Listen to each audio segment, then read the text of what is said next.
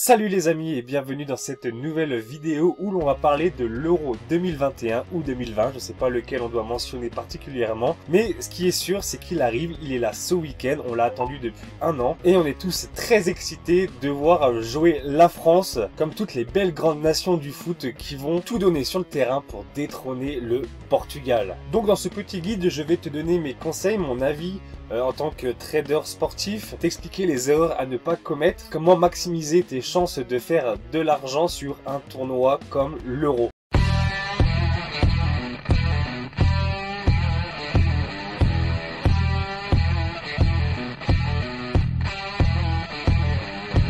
Avant toute chose, pour ceux qui ne me connaissent pas, moi c'est Alex Betex et je suis ton coach trading sportif. Si tu ne sais pas ce qu'est le trading sportif, c'est un fameux mélange entre les paris sportifs et le monde du trading, qu'il soit boursier ou sur le marché des devises. Donc pour les total débutants dans le trading sportif, je propose sur la chaîne YouTube une formation entièrement gratuite sur le trading sportif de A à Z.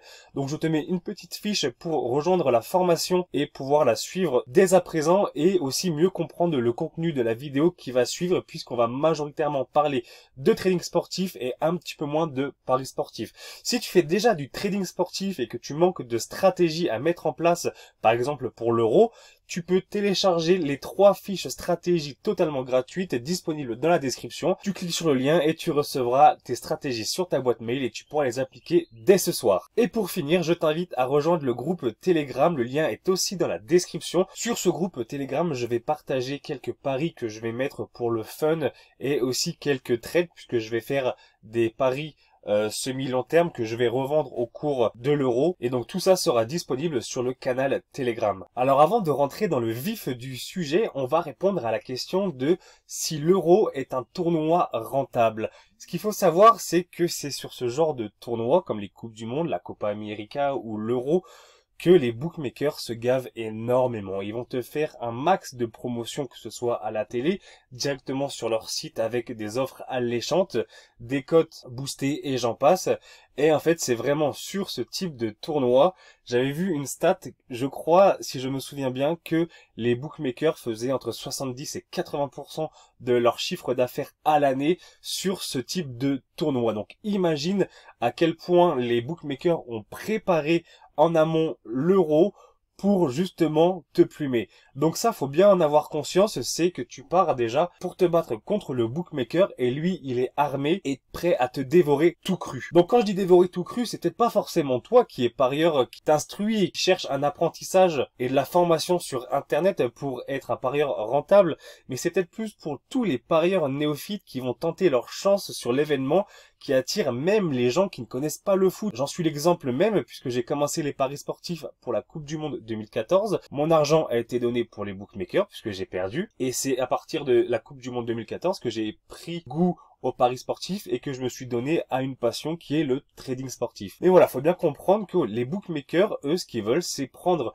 l'argent de tous les petits nouveaux, tous les parieurs du dimanche qui vont parier sur l'euphorie de l'événement sans avoir vraiment d'analyse préétablie ou même de stratégie préétablie, et ils vont se faire avoir par les belles cotes et toutes les surprises que va nous réserver l'Euro, puisque c'est un tournoi, et les tournois, comme tous les tournois, il y a énormément de surprises. Et on se fait tous avoir au moins une fois, moi le premier, avec en souvenir la Coupe du Monde 2018 avec la défaite de l'Allemagne contre le Japon. C'est carrément le genre de choses que tu ne peux pas prévoir à l'avance, c'est presque impossible à prévoir ce genre de choses. Et pourtant, c'est sur ce genre de match que les bookmakers se sont régalés. Donc voilà, cet euro, il faut le prendre avec la prudence nécessaire. Forme-toi vraiment sur le pari sportif ou même le trading sportif si tu veux te lancer dedans, parce que c'est quelque chose que je conseillerais plus en fun, parce que moi c'est ce que je vais faire personnellement. Je ne vais pas faire de trading sportif sur l'Euro, premièrement parce que c'est le type de tournoi que j'aime passer avec mes amis dans un bar à regarder le match, donc c'est impossible de faire du trading à côté. Et ce que je vais faire, c'est me réserver une petite bankroll de 500 € je pense, et miser des petits paris à droite, à gauche, juste pour le fun, d'analyser un match et de vibrer un peu plus en le regardant. Donc voilà, ça ce sera vraiment pour le fun, c'est ce que je te recommande de faire aussi si tu n'es pas vraiment un parieur confirmé ou un trader confirmé. C'est simplement réserve-toi une petite bankroll pour le fun et garde tes gros sous, ta grosse bankroll pour les championnats qui arriveront après cet été. Bref, il est dur d'être rentable avec l'euro et ce type de tournoi. C'est dur, mais pas impossible non. Donc pour commencer, pour trader sur l'euro, tu vas avoir différents marchés. Il va y avoir les marchés long terme, semi-long terme et les marchés courts, les marchés des matchs qui vont arriver. Donc en marché long terme, donc long terme c'est entre guillemets, puisque c'est vrai que le tournoi va durer un mois, c'est pas très long, mais ça va être les marchés qui vont rester sur la durée du tournoi. Donc il va y en avoir plusieurs proposés par Betfair. Après je pense qu'il y en a plus qui sont proposés sur d'autres bookmakers. Mais nous on va se concentrer sur Betfair, puisque c'est sur cette plateforme là qu'on va faire du trading. Donc évidemment on va pouvoir trader sur l'équipe qui va gagner le tournoi, les équipes qui vont atteindre les quarts de finale, les équipes qui vont atteindre les demi-finales, les équipes qui vont atteindre la finale et aussi les top goal scorers, donc les meilleurs buteurs du tournoi. Et voilà, le but c'est pas de t'apprendre à analyser ce type de marché, puisqu'en fait chacun a sa propre analyse et puis faire une analyse pour chaque marché me prendra une plombe. Mais bon, il paraît logique que si tu veux trader sur l'équipe qui va gagner le tournoi, tu vas déjà au préalable analyser les équipes qui vont gagner les phases de groupe, parce que si elles gagnent les phases de groupe, c'est qu'elles vont passer au niveau supérieur du tournoi, donc elles auront probablement plus de chances de gagner. La cote va baisser et dès à présent, tu vas pouvoir revendre la cote pour un bénéfice, tout en gardant en tête que les équipes qui vont peut-être passer les groupes et qui vont peut-être se retrouver en quart de finale, ça va être des matchs à élimination directe. Donc si t'as un petit outsider, une grosse surprise qui va affronter le gros favori, à ce moment-là, la cote de l'outsider sur le marché de l'équipe qui va gagner le tournoi ne sera peut-être pas très rentable à revendre. Donc il y a vraiment une analyse de fond que tu dois mener. Pareil pour les meilleurs buteurs, et le but c'est de choisir un bon joueur qui tire les pénaltys dans une équipe et une équipe qui va probablement aller jusqu'en demi, voire même en finale, ce qui laissera du coup à ce joueur plus de matchs pour marquer des buts. Ensuite, tu as d'autres marchés long terme qui sont le vainqueur du tournoi plus le meilleur buteur, les deux finalistes et le meilleur joueur du tournoi. Donc après, il y a encore d'autres marchés, mais tu vois, c'est le type de marché sur lequel je t'invite à ne pas aller, parce que les cotes vont être certes alléchantes et très jolies, mais le facteur réussite de ces marchés est vraiment trop abstrait. Il y a trop de choses à analyser, il y a tellement de surprises, enfin c'est vraiment très compliqué à analyser, et même faire du trading sur ce genre de marché, c'est vraiment quelque chose de très compliqué, et en plus, c'est pas sûr qu'il y ait beaucoup de liquidité comparé aux autres marchés. Donc il y aura des liquidités, ça c'est sûr, parce que c'est le type de tournoi, l'euro, qui va générer énormément de liquidités. Tu vas avoir beaucoup de liquidités. Si tu veux balancer un 10 000 balles, tu vas pouvoir balancer des 10 000 balles sur des matchs, ça c'est sûr. C'est des marchés où il y aura moins de liquidités, des différences entre le back et le lay assez importantes, et les écarts de cote sont pas intéressants dans le trading sportif. Et voilà, c'est trop incertain pour le mouvement de cote, qui soit ascendant ou descendant. Vraiment, c'est le type de marché que je te déconseille, et tous les autres types de marchés assez chelous comme ça aussi, je te les déconseille et fortement. Alors, mon conseil sur ces marchés long terme, et c'est un conseil que je vais appliquer moi aussi personnellement, puisqu'en fait je vais donner des pronostics dans ce sens-là sur le canal Telegram. Et ce que je vais faire, c'est que je vais faire du Dutching. Le Dutching, si tu sais pas ce que c'est tout simplement de miser sur plusieurs résultats d'un même pari, de façon à gagner le même montant, quelle que soit la sélection gagnante.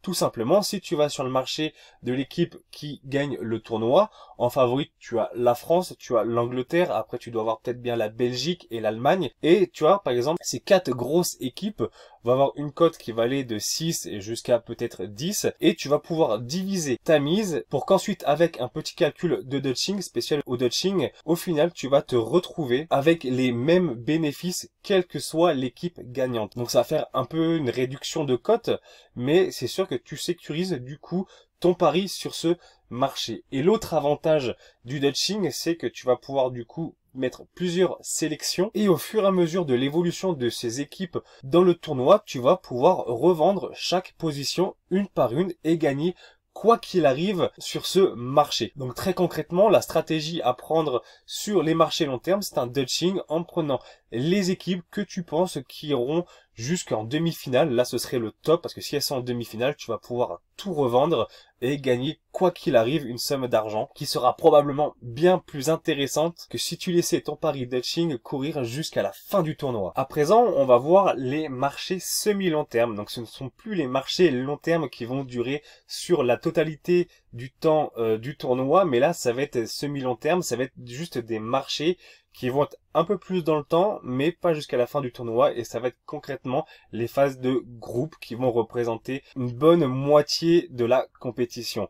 Donc sur ces marchés, on va trouver tout simplement l'équipe qui va gagner son groupe, les équipes qui vont se qualifier, les équipes qui ne seront pas qualifiées, les deux équipes dans l'ordre premier et deuxième, et aussi le marché avec les deux équipes qui vont être qualifiées, les deux premiers de groupe. Donc encore une fois, moi je me permets de te conseiller de te concentrer par exemple sur les 3 marchés présents ici et de pas forcément t'intéresser à ces 2 derniers marchés et même les autres marchés que vont te proposer les bookmakers, tout simplement parce que même si les codes vont être intéressantes, c'est assez incertain d'arriver à faire du trading là-dessus et même des paris dessus, c'est toujours compliqué, alors que c'est vrai que c'est beaucoup plus simple de faire du trading sur ces 3 premiers marchés pour les raisons que l'on va voir juste après. Alors mon conseil sur ces marchés semi-long terme, et c'est aussi encore une fois les conseils que je vais appliquer personnellement puisque j'ai des paris qui sont d'ores et déjà posés sur certaines équipes et que je vais partager sur le canal Telegram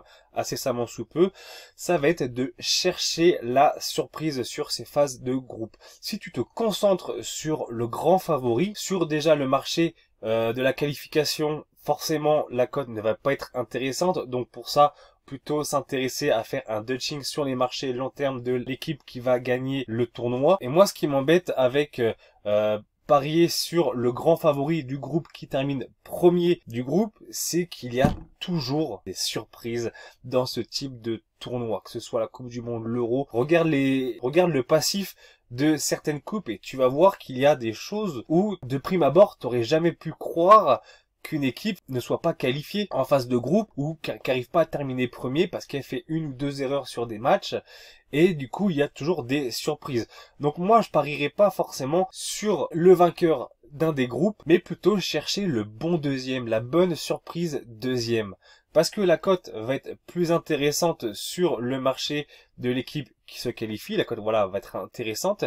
Et en plus, il va y avoir une marge d'erreur. Donc c'est le dernier point. Après, si je vais te parler du Dutching, mais le dernier point, prendre la marge d'erreur, c'est quand par exemple, en prenant le deuxième, c'est que le deuxième peut terminer premier au final et faire une surprise. Il peut terminer deuxième à sa place comme on l'avait analysé. Et si par mégarde, si par malchance, il termine troisième, il y a encore une chance pour que le pari passe pour la simple et bonne raison que les 4 meilleurs troisièmes des groupes seront qualifiés. Donc tu vois, pour exemple, dans le groupe A, moi j'ai parié sur la Turquie. Je pense que la Turquie va être qualifiée parce que je pense que ce seront des bons deuxièmes, qu'ils ont même le potentiel d'être premiers s'il y a des erreurs de l'Italie. Et en cas d'échec, en cas de mauvaise analyse, je les vois bons troisième avec une qualification à la clé et je les vois en aucun cas dernier. Donc c'est le type d'analyse que je t'invite à faire et c'est aussi voilà prendre une marge d'erreur. C'est aussi par exemple sur le groupe B, j'ai parié que la Finlande serait pas qualifiée pour la suite du tournoi parce que je les vois dernier et je me dis que même si la Finlande arrive à gratter quelques points et termine pourquoi pas troisième, fasse une bonne surprise, je me dis que ce sera potentiellement peut-être un troisième qui ne sera pas qualifié et mon pari sera gagnant. Donc je prends une marge d'erreur et ça fait une petite sécurité pour le pari. Alors évidemment il faut que la cote après elle suive, il faut qu'elle soit intéressante, donc ça c'est tout le travail de trouver la value bet, mais on n'est pas là pour parler d'analyse mais plutôt mes recommandations et mes conseils sur les types de marchés, d'autant plus que c'est vrai que selon le calendrier de chaque équipe tu vas pouvoir aussi revendre ton pari avant le troisième match, donc ça c'est aussi une chose que tu dois prendre en compte. Et pour finir, c'est vrai que tu peux aussi appliquer du Dutching sur ce type de marché, donc à moins grande échelle que sur les marchés long terme, mais ça reste possible, ça reste envisageable de faire du Dutching sur ce type de marché. Ensuite, tu auras les marchés de match, donc ce seront tous les marchés qui seront disponibles sur la rencontre sportive d'un match. Et donc, moi, je ne vais pas faire de trading sur ces marchés-là, puisque, comme je t'ai expliqué précédemment, je vais plutôt profiter du tournoi, de l'événement avec mes amis dans un bar et voilà, surkiffer l'événement comme une coupe du monde, comme tout ça, et ne pas être tout seul comme un débile derrière mon PC à faire du trading. Après, si toi c'est ton délire, voilà, fais-le, je t'encourage, et là, je vais te donner ce que j'aurais fait, ce que j'aurais appliqué si j'étais derrière mon écran à trader ce type de marché sur un tournoi type euro. Donc déjà, j'irai sur des matchs avec un écart de niveau. Parce que si tu commences à vouloir aller trader sur une rencontre comme la France-Allemagne, tu vas pas pouvoir parce que on sait pas ce qui va se passer. C'est des grosses équipes et elles vont tout donner sur le terrain et ça va être probablement n'importe quoi. Il va y avoir de la surprise et c'est des choses que tu vas pas pouvoir analyser vraiment en live parce que les équipes vont jouer ça comme des finales. Pareil, s'il y a par exemple un France-Belgique, t'imagines toi comment tu veux trader là-dessus là? On est sur un sale derby et ça va partir dans tous les sens, c'est certain. Et ça, tu vas pas pouvoir parce que nous, ce qu'on veut, c'est faire de l'argent et puis si l'argent est facile, on préfère l'argent facile, on est d'accord. Donc l'argent facile, ça va être une grosse équipe contre une petite équipe. Et là, selon ce que tu vas voir en live, tu vas pouvoir commencer à faire tes premiers trades, mettre en place tes premières stratégies de trading sportif. Et ce sera plus simple à analyser que si, voilà, tu as deux équipes de même niveau qui vont tout donner sur le terrain, contrairement à des équipes qui, forcément, avec l'écart de niveau, n'auront pas le même type de jeu. Après, pareil, je l'ai pas noté et ça me vient en tête, c'est que j'irai aussi probablement sur des matchs de groupe, tu vois, par exemple, le troisième match de groupe, t'as une équipe qui est sûre d'être qualifiée et presque sûre d'avoir la première place. Il suffit probablement juste d'un match nul pour sécuriser la première place. Et cette équipe, du coup, elle va faire tourner ses joueurs pour préserver les principaux joueurs pour la suite du tournoi. Et de cette manière, il y a aussi des bons plans à faire, des bonnes stratégies à appliquer sur ce type de match quand tu peux le regarder en live. Ensuite, je te conseille de prendre des stratégies de seconde mi-temps pour plusieurs raisons. La première raison, c'est que tu vas n'avoir aucune statistique, aucune data d'analyse concrète à appliquer pour une stratégie de première mi-temps. Si tu fais une stratégie de première mi-temps, tu vas devoir analyser en pré-match, avoir quelques statistiques et tu n'auras strictement rien du tout pour ce type de tournoi. Et toutes les anciennes rencontres des deux équipes, par exemple des anciennes confrontations, si elles datent de 2012 et de 2016, ça sert à rien. Ces statistiques ne vaudront plus rien du tout. Donc voilà, tu vas pas pouvoir appliquer deux stratégies de premier mi-temps déjà pour le fait que tu vas manquer de statistiques. Ensuite, il va y avoir les marchés qui vont rester gelés assez longtemps puisqu'il va y avoir énormément de liquidité sur les marchés, que ce soit en pré-match, en début de match et même au début du match. Les gens vont continuer à parier et les marchés vont rester avec beaucoup de liquidité disponible et les cotes ne vont pas forcément bouger. Donc si tu pars par exemple sur une stratégie où tu prends l'under de 2,5 buts en début de match et que tu attends que la cote baisse pour revendre, c'est peut-être pas forcément une bonne stratégie à appliquer pour la raison que peut-être que les 10-15 premières minutes, la cote ne va pas forcément bien bouger. Aussi, il faut savoir que les bookmakers, comme toi, ne disposent pas des statistiques nécessaires pour faire des cotes. Il va y avoir énormément d'erreurs de cotation. Et ces erreurs de cotation, elles vont être rétablies en fait dès que le match va commencer parce qu'avec le live et ce qui va se passer sur le terrain, les bookmakers vont s'adapter, vont réadapter les marchés, réadapter les cotes et du coup un favori peut passer outsider en un quart de seconde parce que en fait sur le terrain c'est totalement l'inverse de ce que les bookmakers avaient prédit, puisqu'en fait ils partent du même principe que toi, ils n'ont pas de statistiques pré-match, ils ont pas grand chose non plus à se mettre sous la dent pour coter leur match. Donc il va y avoir des erreurs et ces erreurs de cotation, tu peux en profiter comme aussi tu peux ne pas en profiter, donc c'est à double tranchant. Donc voilà, je te conseille de filer rapidement sur des stratégies de seconde mi-temps, car tout simplement, tu vas pouvoir t'appuyer sur les statistiques de première mi-temps pour après établir ta stratégie de seconde mi-temps. Donc ce sera beaucoup plus simple pour toi, beaucoup plus sécuritaire. Et au moins, tu pourras profiter de la première mi-temps sans trop te prendre la tête. Ensuite, mon conseil, ça va être de ne pas faire le noob. Alors, quand je dis le noob, c'est, voilà, ne pas faire le débutant, il faut bien comprendre que il va y avoir énormément de débutants qui vont arriver sur les marchés et les mecs, ils auront peut-être pas de stratégie préétablie, ils auront peut-être découvert la veille pour le lendemain la possibilité de faire du trading. et il risque de faire n'importe quoi. Il risque de flipper à la moindre action de jeu, il risque de sortir des marchés parce que le marché ne va pas dans leur sens, tu vois. Et là, du coup, tu vas pouvoir avoir de belles opportunités, mais c'est à toi aussi de ne pas faire le débutant à flipper si le match ne se passe pas vraiment comme tu veux, puisqu'en fait, il va y avoir énormément de surprises. Donc ne fais pas le noob, va plutôt chercher la surprise plutôt que le grand favori, comme tous les débutants, et qui vont te faire voldinguer les marchés dans tous les sens, parce qu'ils sauront plus s'ils doivent acheter, s'ils doivent vendre, et ça va être le bordel. Donc prends ta stratégie, fixe-la bien, fais une bonne analyse de première mi-temps, et ne va pas sur le favori, privilégie la surprise. Pour finir, je pense que j'irai sur une stratégie de dernière minute, de but de dernière minute, tout simplement parce que c'est une stratégie déjà qui me réussit assez bien personnellement, et c'est totalement le genre de choses que je vois dans cet Euro. Ça veut dire des matchs assez calmes en première mi-temps, avec un peu d'action en seconde mi-temps, et avec des dénouements pas possibles dans les dernières minutes. Donc je te conseille voilà d'aller sur ce type de stratégie. Voilà, ensuite il va y avoir quelques conseils que je vais te donner sur des erreurs à ne pas commettre. Déjà, ça va être d'aller faire du trading si tu ne connais pas les règles du tournoi. Là, tu sais très bien qu'on est sur l'anniversaire de l'Euro et qu'il y a des particularités qui sont à prendre en compte. Par exemple, il y a des équipes qui vont jouer leurs 3 matchs de groupe à domicile. C'est l'exemple de l'Italie qui va jouer à domicile ses 3 matchs de groupe à Rome. Donc voilà, ça c'est à prendre en compte. Il y a aussi le fait qu'il va y avoir des déplacements dans toute l'Europe.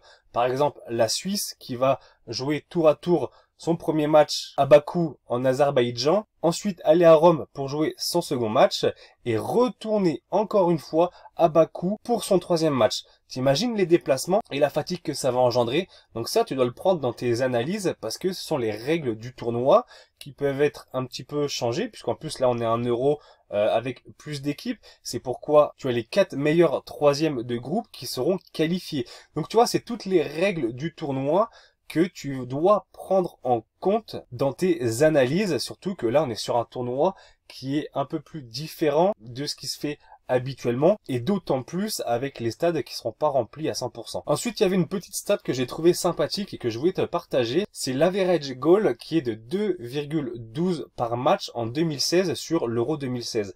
Ça veut tout simplement dire que la moyenne de buts sur les matchs de l'Euro en 2016 ont été de 2,12. C'est assez faible, c'est assez peu, c'est très peu de buts, mais ça reflète aussi un petit peu ce type de compétition où tu auras peut-être quelques scores fleuves qui vont traîner à droite, à gauche, mais majoritairement il y aura des petits scores, et ça vient tout simplement du fait que les équipes vont jouer leur match comme une finale. Tous les matchs qu'ils vont jouer, ce seront des finales pour eux. Elles vont tout donner. Et pour cette raison, il risque d'y avoir peu de buts. Et là, je pense que ce sera peut-être même pire, puisqu'en fait, les joueurs n'auront pas eu la même préparation qu'ils auraient dû avoir. Ils ont enchaîné 2 grosses saisons, puisqu'il y a eu le Covid avec la pause au mois d'avril 2020, si mes souvenirs sont bons, et ils ont joué cet été, ils ont pas eu beaucoup de repos. Donc voilà, il y a des organismes qui vont être fatigués, ça va être joué comme des finales, donc ça va puiser l'énergie dans l'organisme au max, et je pense que des stratégies où il y aura peu de buts peuvent être appliquées sur ce type de tournoi, parce que concrètement j'en vois pas non plus énormément pour cet Euro. Après peut-être que je peux me tromper, mais je t'ai mis la petite stat parce que je l'ai trouvée intéressante. Et ensuite, ben en fait on va revenir carrément sur ce que je t'ai dit précédemment, j'étais un peu trop rapide sur le slide d'avant, c'est qu'il va y avoir peu de stats pré-match, donc pas de stratégie en première mi-temps, donc attention à tes analyses et peut-être favorise un peu plus une analyse organique que statistique. Les codes seront gelés en début de match, c'est ce que je t'expliquais aussi juste avant. Pareil, fais très attention aux stratégies que tu vas appliquer si toutefois tu pars sur les stratégies de première mi-temps. Il y aura des erreurs de marché, ça aussi je te l'expliquais sur le slide juste avant, puisque les bookmakers partent de zéro comme toi, comme moi. Et le dernier point qui est peut-être le plus important à mon sens, c'est attention, contrôle ton euphorie. C'est pas parce qu'il y a un Euro que ça fait longtemps qu'on l'attend et qu'on adore ce type de tournoi, on adore ce type de compétition, que tu vas devoir trader, parier sur tous les matchs. Non, tu dois, comme je te l'ai déjà expliqué plusieurs fois dans d'autres vidéos, savoir te dire non et si l'opportunité ne se présente pas, tu ne dois pas rentrer sur les marchés.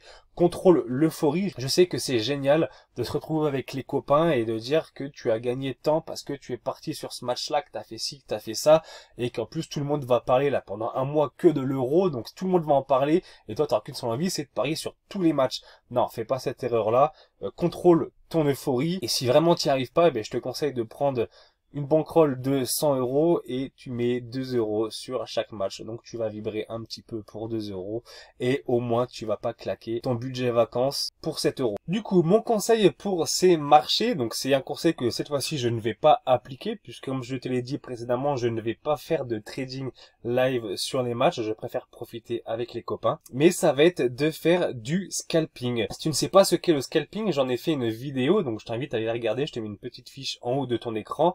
Et ça consiste tout simplement à ouvrir puis fermer des positions dans un court intervalle de temps afin de tirer un petit profit sur les mouvements de marché. Donc en fait tout simplement tu vas faire un petit back, un petit lay, un petit back, un petit lay, un petit back, un petit lay. Mais ça plein de fois sur le match, rentrer, sortir, rentrer, sortir, rentrer, sortir sur des bénéfices, histoire d'avoir un bon petit bénéfice à la fin du match. Et pourquoi je partirais sur ce type de stratégie? Eh bien tout simplement comme je te l'ai dit précédemment, c'est que je pense qu'il y aura assez peu de buts par match dans ce tournoi et qu'en plus il y aura beaucoup de matchs diffusés à la télévision. Donc là tu auras vraiment beaucoup de matchs live que tu pourras regarder par toi-même. Et en fait, tu vas pouvoir avoir de bonnes images. Et si tu sais qu'il y aura pas beaucoup de buts dans le match et que tu as bien analysé ton match, que tu arrives à bien analyser ce qui se passe en cours de jeu, voilà, tu vas pouvoir rentrer, sortir, sans trop te prendre la tête, sans savoir quelle stratégie appliquer. Voilà, moi c'est concrètement ce que j'aurais fait, c'est la méthode que j'aurais appliquée sur ce tournoi. Et si tu comptes le faire, hésite pas à me faire un retour, ça me ferait vraiment très plaisir que tu me fasses un retour sur tes scalps sur l'Euro 2021. Et voilà, bon sinon après je partirai sur peut-être des stratégies de seconde mi selon ce que j'aurais vu sur l'écran en première mi-temps. Mais sinon, voilà, sans me prendre trop la tête, je pense que je serai parti sur du scalping. Et voilà les amis, c'est terminé pour cette vidéo. Si elle t'a plu, je t'invite à mettre un pouce bleu en bas de la vidéo, ça me ferait énormément plaisir. À t'abonner à la chaîne YouTube pour recevoir les prochaines vidéos de la formation de trading sportif de A à Z disponible gratuitement sur la chaîne YouTube. Et même sur les outils, les stratégies, enfin tout ce que je propose autour du trading sportif. N'hésite pas à rejoindre le canal Telegram pour recevoir mes paris et mes trades pour cet Euro 2020-2021. Il n'y en aura pas beaucoup, je serai vraiment très sage, mais bon, je me suis donné une petite bankroll de 500 € pour me faire plaisir. Donc on va voir ce qu'on va pouvoir faire avec et je vais tout te partager sur le canal Telegram. Et si tu cherches des stratégies de trading sportif, je t'invite à télécharger les 3 fiches stratégies totalement gratuites disponibles dans la description. Sur ce, c'en est terminé pour nous. Je te souhaite une bonne journée. À bientôt. Ciao.